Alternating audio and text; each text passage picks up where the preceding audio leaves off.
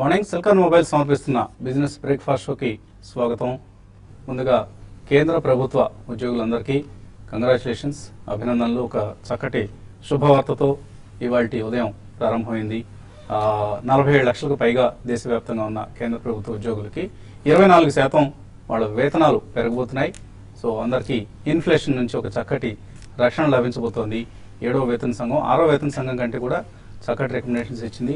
Maybe ఇందులో ఎంత మేరకు ప్రభుత్వం వీటిని యాక్సెప్ట్ చేస్తుంది అన్నది ఇంకా ప్రస్తుతానికి suspense. But most of the recommendations government accept చేసే అవకాశం కనిపిస్తోంది. ప్రభుత్వ ఖజానాపై ఏటా ఎస్పెషల్లీ ఫైనాన్షియల్ ఇయర్ 2016-17లో 1,02,000 కోట్ల రూపాయల భారం దీని వలన పడబోతోంది. అండ్ జీడిపి మీద 0.65% భారం ఈ వేతన సంఘం రికమెండేషన్స్ వలన, కేంద్ర ప్రభుత్వ ఉద్యోగుల వేతనాల పెంపు వలన పడబోతోంది. ఎనీవే ఉద్యోగులందరూ కూడా ఈ అవకాశాన్ని చక్కగా వినియోగించుకొని ఎక్కువగా దుబారా ఖర్చులు, లగ్జరీ ఖర్చులు చేయకుండా ఫైనాన్షియల్ ప్లానింగ్ మీద దృష్టి పెట్టి సేవింగ్స్, ఇన్వెస్ట్మెంట్స్కు ఎక్కువ ఇంపార్టెన్స్ ఇచ్చి అసలు జీతమే పెరగలేదు అనుకొని ఖర్చుల కంటే కూడా ఎక్కువగా ఆదా చేయడానికి ప్రాధాన్యం ఇస్తే మంచి ఫలితాలు ఉంటాయి. అండ్ మీరందరూ కూడా ఈ దేశ ప్రజలకి రుణపడి ఉంటారు. ఎందుకంటే మా సర్వీస్ మేము పే చేసే ట్యాక్స్ మనీని మీ జీతాల కోసం ఖర్చు పెడుతున్నారు కాబట్టి. సో ప్రభుత్వ ఉద్యోగులందరూ ఈ దేశానికి మరింతగా రుణపడిపోతున్నారు. చక్కగా కష్టపడి పనిచేయండి, లంచాలు తగ్గించుకొని అవినీతికి ఎటువంటి ఆస్కారం ఇవ్వకుండా చక్కటి పనితీరుతో ఈ దేశ భవిష్యత్తు కోసం మీరందరూ కష్టపడాల్సిన తరుణం కూడా ఇది. ఇక మార్కెట్స్ విషయానికి వస్తే ఏషియన్ మార్కెట్స్, ఏషియన్ ఇండిసెస్లో నష్టాలు కనిపిస్తున్నాయి, స్వల్ప నష్టాలు. లాస్ట్ నైట్ అమెరికన్ మార్కెట్స్ చాలా ఫ్లాట్గా క్లోజ్ అయ్యాయి. అలాగే SGX నిఫ్టీ ట్రెండ్ బట్టి చూసినా కూడా ఒక ఫ్లాటిష్ ఓపెనింగ్ కోసం మార్కెట్స్ సిద్ధమవుతున్నాయి. అయితే ఇవాళ మార్కెట్స్ మీద ఈ 7th pay commission recommendations impact బాగా ఉండబోతోంది, పాజిటివ్గా ఉండబోతోంది మోస్ట్లీ. ఎందుకంటే కన్జంప్షన్ థీమ్ ఇవాళ మార్కెట్స్ను డామినేట్ చేయబోతోంది. ప్రభుత్వ ఉద్యోగాల జీతాలు పెరుగుతాయి కాబట్టి వాళ్ళు రకరకాల వస్తువుల మీద, ఇప్పుడు కొత్తగా మార్కెట్లోకి ఏదైతే 1,00,000 కోట్ల రూపాయలు రాబోతుందో అదంతా కూడా రకరకాల కన్జంప్షన్ ఐటమ్స్ మీద, అంటే అవి సబ్బులు కావచ్చు, చెప్పులు కావచ్చు, రెఫ్రిజిరేటర్లు, వైట్ గూడ్స్ కావచ్చు, ఆర్ ఇళ్ళు కొనుక్కోవడం కావచ్చు. ఈవెన్ కొంత భాగం హౌసింగ్ సెక్టర్ కూడా వెళ్ళే అవకాశం ఉంటుంది. అండ్ ఎడ్యుకేషన్, పిల్లల చదువుల కోసం ఇంకా ఎక్కువ ఖర్చు పెట్టే అవకాశం ఉంటుంది. లైఫ్ స్టైల్ రిలేటెడ్ ఇష్యూస్ అన్నిటికి కూడా ఖర్చులు వాళ్ళు ఎక్కువగా పెట్టే అవకాశం ఉంటుంది. కాబట్టి ఇవాళ కన్జంప్షన్ థీమ్ ఎక్కువగా మార్కెట్లో నడవబోతోంది.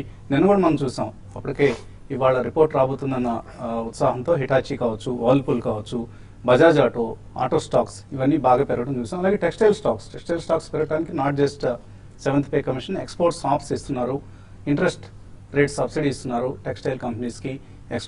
ప్రత్యేకంగా ఎక్స్పోర్ట్స్ చేసే టెక్స్టైల్ కంపెనీస్కి అన్న ఉద్దేశంతో హిమ్మత్ సింగ్ కా సీద్ లాంటివి, సెంచరీ టెక్స్టైల్స్ లాంటివి, అరవింద్ లాంటివి నిన్న భారీగా పెరిగిన పరిస్థితి కూడా మనం చూసాం. ఓవరాల్గా రాబోయే 5-6 సంవత్సరాల్లో $6 బిలియన్ మేరకు కన్జంప్షన్ ఎక్స్పెండిచర్ లిఫ్ట్ ఆఫ్ కాబోతుంది అంటూ మోర్గాన్ స్టాన్లీ అంచనా వేస్తుంది. ఇదంతా కూడా ఆయా స్టాక్స్ మీద, ఆయా కంపెనీల పనితీరు మీద కూడా ప్రభావం చూపించే అవకాశం ఉంది. సో ఈ కంపెనీస్ని కేర్ఫుల్గా వాచ్ చేయాలి. అలాగే మనం ఇండిసెస్ పరంగా మనం నిన్న మొన్న అటు ఇటుగా చూస్తే బ్యాలెన్స్ అవుతుంది. కానీ స్మాల్ అండ్ మిడ్ క్యాప్ స్టాక్స్లో చాలా యాక్షన్ మనకు కనిపిస్తుంది. నిన్న మిడ్ క్యాప్ ఇండెక్స్ 0.98% పెరిగితే స్మాల్ క్యాప్ ఇండెక్స్ 1.3% పెరిగింది. సో యాక్షన్ అంతా కూడా స్మాల్ అండ్ మిడ్ క్యాప్స్లో ఎక్కువగా ఉంది. మనం ఇండిసెస్ని చూసి మార్కెట్లో పెద్దగా మూవ్మెంట్ లేదు. ఈ 7700, 7800 లేకపోతే 8000 లోపలనే మార్కెట్ కొట్టుకుంటుందన్న ఒక అంచనాకు రాకూడదు. స్మాల్ అండ్ మిడ్ క్యాప్స్లో ఏం జరుగుతుందో, autos, textiles or even airline stocks మనం నిన్న కూడా చూసాం. చాలా strong performance from aviation stocks. ఎందుకంటే రాబోయే రోజుల్లో ఇటు రా మెటీరియల్ ప్రైసెస్ తగ్గడంతో పాటు ఎయిర్లైన్స్ కంపెనీస్కి ప్రభుత్వం కొత్తగా ఏదైతే సివిల్ ఏవియేషన్ పాలసీని ప్రకటించిందో దానివల్ల మిడిల్ క్లాస్ ఎక్కువగా ప్రయాణించే అవకాశం ఉంది. డొమెస్టిక్ ట్రావెల్ను విమానాల ద్వారా కూడా చేపట్టే అవకాశం ఉంటుంది. కాబట్టి ఎయిర్లైన్ స్టాక్స్ రీరేట్ చేస్తున్నారు. సో అందువల్ల ఎయిర్లైన్ స్టాక్స్లో కూడా కొంత యాక్షన్ మరికొంతకాలం కొనసాగే అవకాశం ఉంది. ఇటువంటి థీమ్స్ని మనం ఎప్పటికప్పుడు గమనిస్తూ ఇన్వెస్ట్మెంట్ డిసిషన్స్ తీసుకోవాలి. ఇక అనలిస్ట్ ఏమంటున్నారో అడిగి తెలుసుకుందాం. సో ఇటువంటి మార్కెట్లో కొంత వర్స్ట్ అయిపోయిందన్న ఫీలింగ్ మీకు వస్తుందా? ఇక్కడ నుంచి కొంత మార్కెట్స్ రీబౌండ్ అయ్యే ఛాన్సెస్ ఏమైనా కనిపిస్తున్నాయా?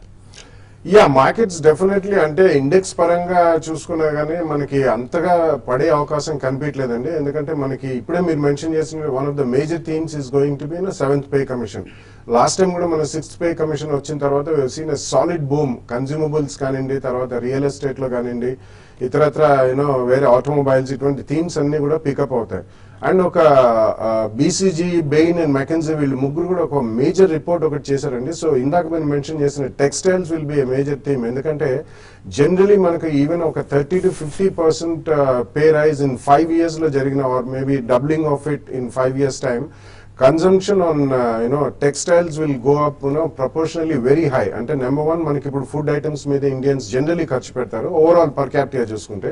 So number 2 is going to be clothing అండి. Clothing will have a major boost. అలాగే మనకి ఇది సస్టైనబుల్ ఇన్కమ్ ఉంటుంది వీళ్ళందరికీ కాబట్టి it's not a one time bonus.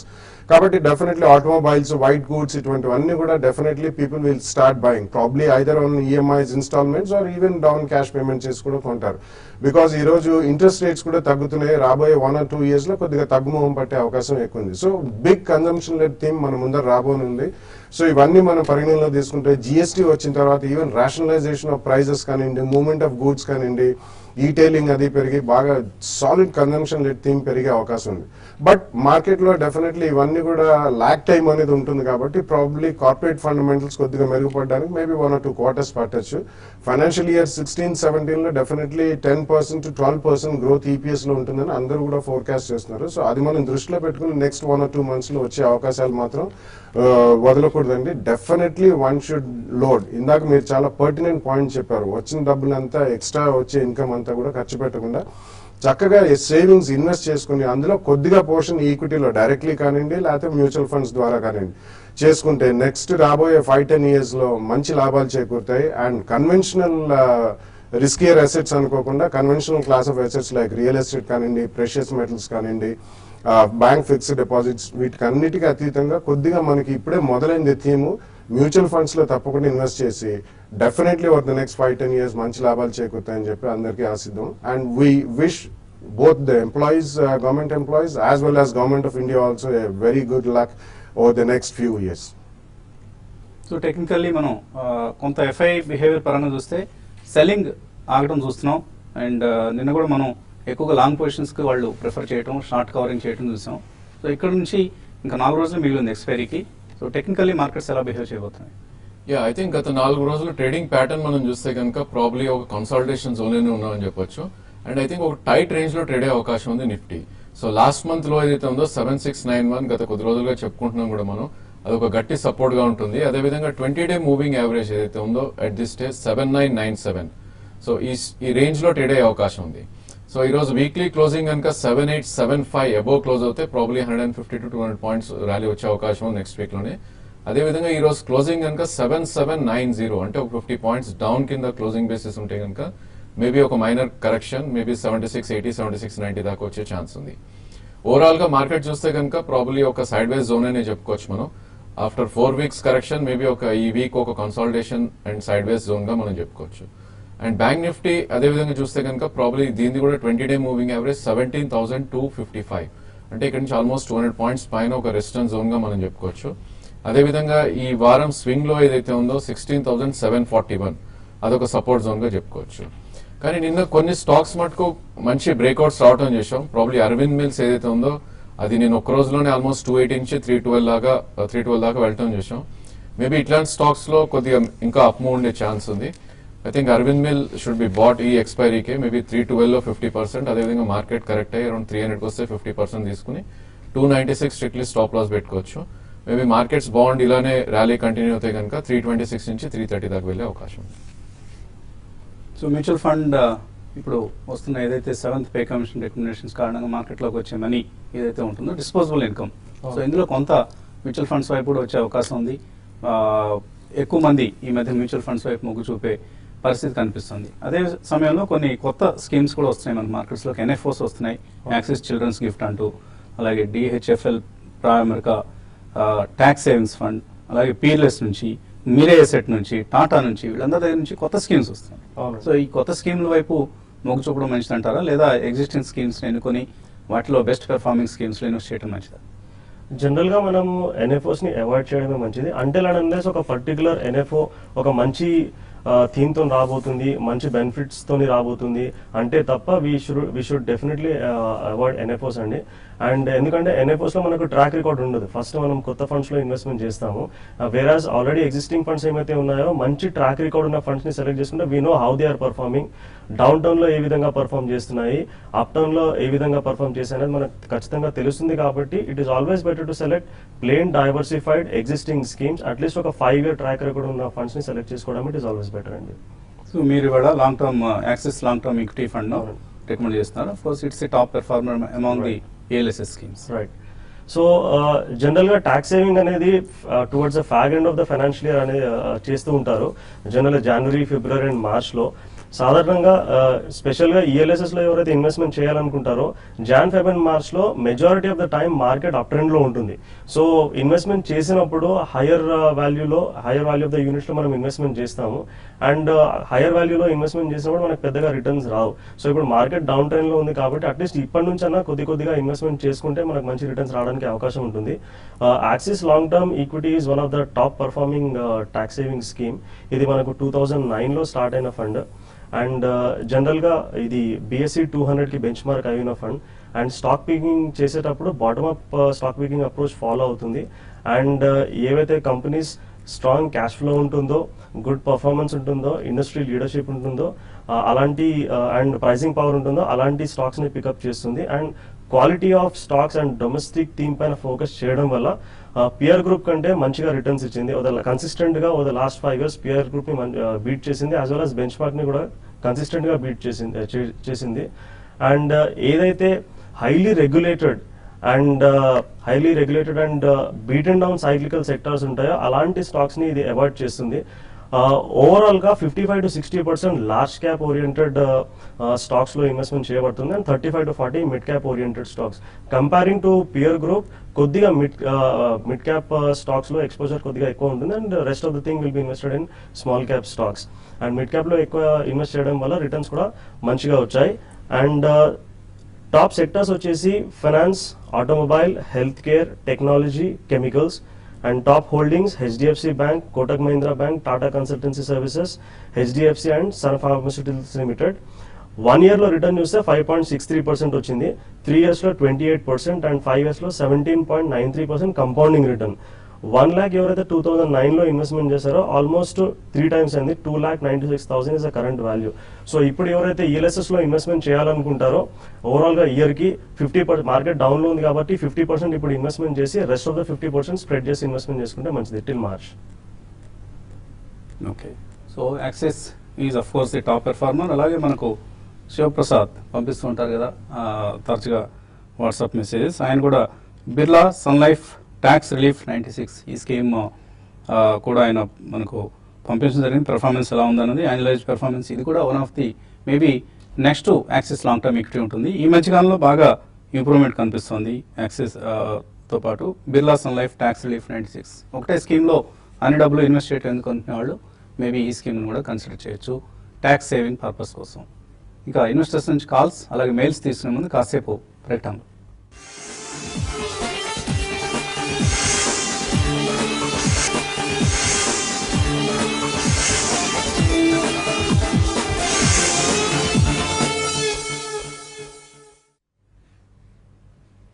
సిల్కాన్ mobile సమర్పిస్తున్న బిజినెస్ బ్రేక్ఫాస్ట్ షోకి తిరిగి స్వాగతం. కాలర్స్ లైన్ లో ఉన్నారు. మొదటి కాలర్ బెంగళూరు నుంచి గణేష్. హలో. హలో సార్, నమస్తే. Good morning sir. Good morning, అడగండి సార్. నేను TV18 broadcast 6,000 shares 40 rupees price point hold చేస్తున్నాను sir. Okay. Tourism finance 62 rupees price point లో 4,000 హోల్డ్ చేస్తున్నాను. సివిల్ లైఫ్ సైన్సెస్ కూడా 750 షేర్స్ 264 లో హోల్డ్ చేస్తున్నాను. యావరేజ్ చేసుకోమంటారా, లాంగ్ టర్మ్ కోసం హోల్డ్ చేసుకోమంటారా? మూడు స్టాక్స్ ఏం చేయాలి? TV18, tourism finance, Suven life. TV18 last 4 months గా చూస్తే కనుక ప్రాబబ్లీ దీనిది మనకి 44 ఒకటి టాప్ అవుట్ అయినాక ఒక సైడ్ వైజ్ జోన్ లో ట్రేడ్ అవుతుంది. మేబీ మీరు యావరేజ్ చేయాలంటే ఒక 10% కోసం వెయిట్ చేయండి. కరెంట్ మార్కెట్ అరౌండ్ 34 అలా ఉంది. మేబీ 29-30 వస్తే అక్కడ మీరు యావరేజ్ చేయొచ్చు. 1 to 2 years వ్యూ ఉంటే డెఫినెట్లీ ఇది 50 to 55 రూపీస్ వెళ్ళే అవకాశం ఉంది. ఐ థింక్ 30 రూపీస్ లో మీరు యావరేజ్ చేయొచ్చు. అదేవిధంగా సువేన్ కనుక చూస్తే ప్రాబ్లీ ఈ స్టాక్ కూడా మనకి లాస్ట్ 7 months గా ఇది 340 and 190 రేంజ్ లో ట్రేడ్ అవడం చూస్తున్నాం. సో గత 2 నెలలుగా ఇది మేబీ 300 and 250 రేంజ్ లో ట్రేడ్ అవుతుంది. ఈవెన్ సువెన్ కూడా కొద్దిగా వెయిట్ చేయొచ్చు మీరు. కరెంట్ మార్కెట్ ప్రైస్ అరౌండ్ 259 ఉంది. 228 and 225 మధ్యలో I think you can average. Definite గా దీనికి కూడా 1 year వ్యూ ఉంటే మేబీ మళ్ళీ ప్రీవియస్ హై ఏదైతే ఉందో 330 దాకా వెళ్ళే అవకాశం ఉంది. తర్వాత caller Lakshminarayana Reddy. Hello hello రండి హలో లక్ష్మీనారాయణ. సార్ నేను ఏలియన్ మ్యాథ్స్ మన 35 చొప్పున 3,000 షేర్లు తీసుకున్నాండి. అది దాన్ని ఉంచమంటారా లేకపోతే అమ్మేయమంటారా అండి? సో ఇది క్రమేపీ పెన్ని స్టాక్ గా మారిపోతుంది హీలియస్ మ్యాథ్స్. యాక్చువల్లీ దానికి గతంలో కూడా చెప్పడం జరిగిందండి చాలా సార్లు. ఎందుకంటే ఎస్పెషలీ సాఫ్ట్వేర్ కంపెనీస్ లో మనం చాలా కేర్ఫుల్ గా ఉండాలి. సో డెఫినెట్లీ అంతగా ప్రోగ్రెస్ కనిపించలేదు. ఇన్ఫాక్ట్ కొద్దిగా క్షీణత ఉంది కాబట్టి ఏదన్నా మీరు లాస్ బుక్ చేయగలిగితే ఇమీడియట్లీ కూడా చేయొచ్చు. ఈ shift over to better companies అండి. Even mid and small cap లో కూడా ఈ మధ్య మంచి కంపెనీస్ కేపీఐటీ కానీ, జెన్సార్ టెక్నాలజీస్, ఎన్ఐఐటి టెక్నాలజీస్ ఇటువంటి వాటికి మారిపోతే బెటర్. తర్వాత పశ్చిమ గోదావరి జిల్లా నుంచి రవీంద్ర. హలో నమస్తే సార్, నేను మ్యూచువల్ ఫండ్ గురించి అడగాలనుకుంటున్నాను. నా దగ్గర ఐసిఐసిఐ మ్యూచువల్ ఫండ్ లో ఐసిఐసిఐ బ్లూ చిప్ ఫండ్ ఒకటి ఉంది. తర్వాత అండి ఇప్పుడు ఇంకోటి Birla sun life MNC fund తీసుకోవాలనుకుంటున్నాను. దీంతో పాటు ఇంకో ఫండ్ కూడా మంచిది చెప్పమానండి. తర్వాత ఒకేసారి ఒక 20,000 పెట్టేసి తర్వాత షిఫ్ట్ చేయొచ్చు అంటారా? అది కూడా చెప్పాను సార్. ఎస్ఐపి ఎంత చేస్తారు నెల నెల మీరు? నెలలా 3,000 చేద్దాం అనుకున్నాను 2 ఫండ్లు వేయించుకుని. Okay. Birla sun life MNC fund is a good fund అండి. అండ్ ఇంకొక ICICI Prudential focus blue chip is also doing well. మీరు ఇంకొక ఫండ్ వచ్చేసి ఫ్రాంక్లిన్ ఇండియా ప్రైమా ప్లస్ ని కన్సిడర్ చేయవచ్చు అండి. అండ్ 20,000 రూపీస్ ఏమైతే మీరు ఇన్వెస్ట్మెంట్ చేయాలనుకుంటున్నారో, జనరల్ గా ఎస్టీపీ చేయాలి అని అంటే మనకు మినిమం ఒక 1,000 రూపీస్ వరకు ఎస్టీపీ చేయాల్సిన అవసరం ఉంటుంది. సో 20,000 రూపీస్ మీరు పెట్టేసి ఒక 4 months ఎస్టీపీ చేసుకుంటే I think it will be sufficient. కాకపోతే ఇప్పుడు లంసమ్ చేసుకున్నా పర్లేదండి, ఎందుకంటే ఇప్పుడు మార్కెట్ మనకు చాలా వరకు పీక్ లెవెల్స్ నుంచి తగ్గింది కాబట్టి లంసమ్ కూడా చేసుకోవచ్చు, ఇష్యూ లేదు. మీరు అడిషనల్ ఫండ్ వచ్చేసి ఫ్రాంక్లిన్ ఇండియా ప్రైమా ప్లస్ ని కన్సిడర్ చేయండి. తర్వాత హరినాథ్ బాబు ప్రకాశం జిల్లా నుంచి. హలో హలో అడగండి Harinath Babu. Sir UTI large capital fund energy fund ఉందండి. Okay, UTI MNC large cap oriented MNC fund అండి. కన్సిస్టెంట్ గా పర్ఫామ్ చేస్తుంది, మీరు కంటిన్యూ చేసుకోవచ్చు దాన్ని. ఓకే. అలాగే ఒక యూలిప్ స్కీమ్ అనుకుంటాను ఇది. కె సాంబమూర్తి అడుగుతున్నారు. ICICI Prudential wealth builder maximise, దీనికి సంబంధించి ఎటువంటి సలహా ఇస్తారు? జనరల్ గా మనము యూలిప్స్ ని అవాయిడ్ చేయడమే బెటర్ అండి. 2000 ముందు మనకు చార్జెస్ చాలా హైగా ఉండేటివి. 2010 తర్వాత వచ్చిన పాలసీస్ లో చార్జెస్ కూడా తగ్గాయి అండ్ సరెండర్ వాల్యూ కూడా బెటర్ అయింది. But in spite of that ULIPs కంటే మనకు బెటర్ ఆప్షన్ అనేది ఉంది. అది that is nothing but mutual funds. Mutual funds are more flexible and the charges are very low. So over a long period of time మనం చూసుకుంటే mutual funds have beaten ULIP plans. So మీరు already అందులో investment చేసి ఉంటే probably you can think of surrendering. Surrender చేస్తే మీకు కొద్దిగా charges surrender charges పడతాయి. ఆ అమౌంట్ వచ్చేసి వేరే ఫండ్ కి ట్రాన్స్ఫర్ అరౌండ్ 4.5-5% వరకు మీకు రిటర్న్ వస్తుంది దానిపైన. మీరు యూలిప్ లో ఏమైతే ప్రీమియం ఇన్వెస్ట్మెంట్ చేస్తున్నారో దాన్ని మ్యూచువల్ ఫండ్స్ కి ఎస్ఐపి ద్వారా మార్చుకొని అండ్ ఇన్సూరెన్స్ కూడా అడెక్వేట్ ఇన్సూరెన్స్ ఉండేటట్టు కూడా చూసుకోండి. Annually 10 to 12 times of annual income ఉండేటట్టు. సో చిన్న ఉదాహరణ చెప్పాలంటే కనీసం 5% ఉంటుంది ఇటువంటి యూలిప్ స్కీమ్స్ లో scheme expenditure. Right. But mutual funds లో మాక్సిమమే 2.5 to 2.75% ఉంటుంది. కొన్ని large cap oriented schemes and old schemes లో చూసుకుంటే కనుక మనకు దాదాపు 1.9 వరకు కూడా ఉన్నాయి. So they are very cost effective and very transparent and performing investments. Just 2% commission ఇస్తున్నాం అంతే మనం వాళ్ళకి. దానికోసం చాలా కష్టపడి మన ఫండ్ ని జాగ్రత్తగా మేనేజ్ చేసి పెడతారు. ఐటీసీ 350 రూపీస్లో కొన్నారు సుబ్బారావు. అలాగే హిందుస్థాన్ యూనిలివర్ 915లో, ఏషియన్ పెయింట్స్ 800 రూపాయల్లో లాస్ట్ 6 months గా హోల్డ్ చేస్తున్నారు. హోల్డ్ చేయొచ్చా? యా, ఐ థింక్ బేసికలీ ఇప్పుడే మనకి ఎఫ్ఎంజీ సెక్టర్ లో ఒక ర్యాలీ వస్తుందండి. ప్రాబ్లీ ఐటీసీ చూస్తే కనుక అరౌండ్ 360-365 మధ్యలో రెసిస్టెన్స్ ఉంది. మేబీ అక్కడికి వస్తే మీరు ఒకసారి ప్రాఫిట్స్ బుక్ చేసుకోవచ్చు. అదేవిధంగా Asian paints and Hindustan liver కూడా ప్రాబ్లీ 3 to 5% హైలో రెసిస్టెన్స్ ఉంది. సో డెఫినెట్లీ మీరు ప్రాఫిట్స్ ఉంటే కనుక బుక్ చేసుకోండి. And I think you should keep trading ఈ సెక్టర్ లో, ఎందుకంటే ఎఫ్ఎంసీజీ అవుట్ పర్ఫార్మెన్స్ అయితే కనపడలేదు చార్ట్స్ పరంగా. So maybe you should trade in these stocks. FMCG out performance కనపట్లేదు అంటున్నారు. కార్తికేయ అడుగుతున్నారు. 7th పే కమిషన్ రికమెండేషన్స్ ఉన్నాయి కాబట్టి ఇప్పుడు ఎఫ్ఎంసీజీ ఫండ్స్, మ్యూచువల్ ఫండ్స్ అంటున్నాడు ఆయన, బట్ ఓవరాల్ గా అసలు సెక్టర్ ఎలా పెర్ఫార్మ్ చేస్తుంది అనుకుంటున్నారు ఎఫ్ఎంసీజీ? సెక్టోరల్ పర్ఫార్మెన్స్ డెఫినెట్లీ బాగానే ఉందండి. ఈసారి కొంతమందికి రూరల్ కన్జంప్షన్ తగ్గిందని, కాస్త టాప్ లైన్ పరంగా తగ్గింది, కానీ జనరలీ అది రెసెషన్ ప్రూఫ్ ఇండస్ట్రీ అండి most of the FMCG companies. కాబట్టి అవి ఎప్పుడు కూడా వాల్యుయేషన్స్ పరంగా చాలా హై వాల్యుయేషన్స్ ఉంటాయి. సో జనరల్ మార్కెట్ పికప్ అయ్యి ఇతరత్ర వేరే సెక్టర్స్ పెరిగినప్పుడు FMCG stocks slightly under perform చేస్తాయి, అంటే అవి అవుట్ బీట్ చేయవు, అండర్ పర్ఫార్మ్ చేస్తాయి. బట్ లాంగ్ టర్మ్ వ్యూ ఉన్న వాళ్ళు మాత్రం డెఫినెట్లీ వాళ్ళ ఇన్వెస్టబుల్ సర్ప్లస్ లో ఒక పోర్షన్ మేబీ 10-15% తప్పకుండా ఎఫ్ఎంసీజీ కంపెనీస్ లో పెట్టాలి, ఎందుకంటే ఇవి recession proof industries. So FMCG schemes లో ఇన్వెస్ట్ చేయొచ్చు అంటారు? డెఫినెట్లీ చేయొచ్చండి, there is no doubt about it. SIP ద్వారా చేస్తే ఆల్ ద బెటర్. కుమారి అడుగుతున్నారు, ఎస్ఎంఎస్ ఫార్మా కొన్నారు 670లో, హోల్డ్ చేయొచ్చా? బాగా పెరిగింది ఇది. కరెంట్లీ హోల్డ్ చేయొచ్చు అండి. ప్రాబ్లీ చూస్తే కనుక మనకు ఆల్రెడీ లాస్ట్ మంత్ హై కూడా ఏదైతే ఉందో అది బ్రీచ్ అవుట్ అని చూసాం, అరౌండ్ 869, 870. సో 890, 900 క్రాస్ అవుతే కనుక 1100 దాకా వెళ్ళే ఛాన్స్ ఉంది. ఇన్ కేస్ మీరు ట్రేడింగ్ పొజిషన్ అవుతే కనుక మీరు స్ట్రిక్ట్లీ 732 కింద క్లోజింగ్ బేసిస్ లో స్టాప్ లాస్ పెట్టుకోండి. శిరీష్ అడుగుతున్నారు, ఆయన జిఎన్ఎఫ్సి కొన్నారట గతంలో, దీని నుంచి జిఎస్ఎఫ్సి కొన్నారు, సో దీని నుంచి జేఎన్ఎఫ్సికి షిఫ్ట్ కావచ్చా? నాట్ ఎ గుడ్ ఐడియా అండి. GSFC in fact is a better company than GNFC, ఎందుకంటే GSFC apart from fertilizer, caprolactam and కొన్ని స్పెషాలిటీ పాలిమర్స్ చేస్తారు. So stick to GSFC. Ravi Varma అడుగుతున్నారు, షుగర్ స్టాక్స్ తగ్గాయి కదా నిన్న బాగా, ఏం చేయాలి ఈ సమయంలో? I think you should wait for more correction అండి. మార్కెట్ చూస్తే కనుక ఆల్మోస్ట్ డబల్ అయినాయి లాస్ట్ 2 to 3 వీక్స్ లో. సో మేబీ ఇక్కడ నుంచి 5 to 10% కరెక్ట్ అవుతే ఎంట్రీ పాయింట్స్ గా మనం చూడొచ్చు. గణేష్ కుమార్ హైదరాబాద్ నుంచి అడుగుతున్నారు, Birla sun life front line equity, Franklin India Prima plus, Kotak select focus fund, Reliance equity opportunities, SBI blue chip, వీటన్నిటిలో 5,000 రూపాయలు ఎస్ఐపి చేస్తున్నారు. జూన్ 2015 నుంచి స్టార్ట్ చేశారు. ఓకే, మంచి స్కీమ్స్ అయినా ఇవన్నీ కూడా మంచి స్కీమ్స్ అండి, మీరు అవి కంటిన్యూ చేసుకోవచ్చు. అండ్ ఇప్పుడు మార్కెట్ పడ్డప్పుడు మీకు అడిషనల్ గా మనీ ఉంటే వాల్యూ యావరేజింగ్ కూడా చేసుకోండి. ఇండియా బుల్స్ హౌసింగ్ 630 రూపాయల్లో కొన్నారు మాధవ్, ఏం చేయాలి? ఇది 1 year కోసం హోల్డ్ చేయొచ్చా? ప్రాబ్లీ ఐ థింక్ ఈ స్టాక్ చూస్తే కనుక లాస్ట్ ఈ మంత్ లోనే మనం ఆల్మోస్ట్ 738 నుంచి 584 దాకా పడుతుంది చూసాం. సో 1 year వ్యూ ఉంటున్నారు కాబట్టి హోల్డ్ చేయండి. మేబీ బ్యాడ్ న్యూస్ ఇంకొంచెం ఉంటే కనుక ఇంకో 100 రూపీస్ కూడా డౌన్ సైడ్ వచ్చే ఛాన్స్ ఉంది. మేబీ 500 ఆ లెవెల్లో యావరేజ్ చేయండి. 460 స్ట్రిక్ట్లీ స్టాప్ లాస్ పెట్టుకోండి. అదేవిధంగా మార్కెట్ పుల్ బ్యాక్ వచ్చి ప్రీవియస్ హై ఏదైతే 850 ఉందో మేబీ అక్కడికి వస్తే కనుక మీరు ప్రాఫిట్స్ బుక్ చేసుకోవచ్చు. భిక్షపతి అడుగుతున్నారు, సమిట్ సెక్యూరిటీస్ మీద మీ అభిప్రాయం ఏంటి?